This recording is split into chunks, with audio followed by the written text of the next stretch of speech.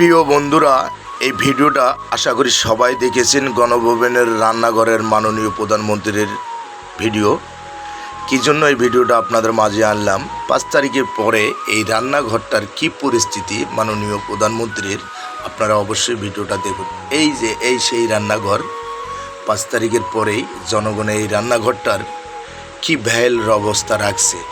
এত বড় ক্ষমতাশালী লোক এই গণভবনে যায় এই রান্নাঘরের কত দূর, এই দেখেন কিভাবে ভাঙচুর করিয়া এই সেই রান্নাঘর মাননীয় প্রধানমন্ত্রী এখান থেকে ছেলেদের জন্মদিনের পাকশাক করিয়া এই ভিডিওটা ছাড়ত।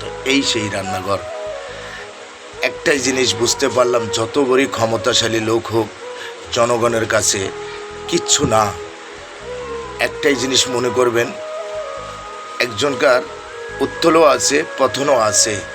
এই জিনিসটা, এই রান্নাঘরটা অবশ্যই আপনারা ভিডিও দেখুন, দেখলেই বুঝতে পারবেন। মাননীয় প্রধানমন্ত্রী এই যে এখান থেকে পাক করতো, রান্না করতো, করে এখান থেকে ভিডিওটা ছাড়তো। এই যে এই জায়গাটা, এখানে একটু ভিডিওর লাইট কম হয়েছে।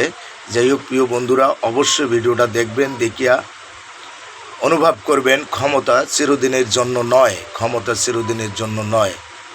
মানুষের পতন আছে, উত্তোলও আছে।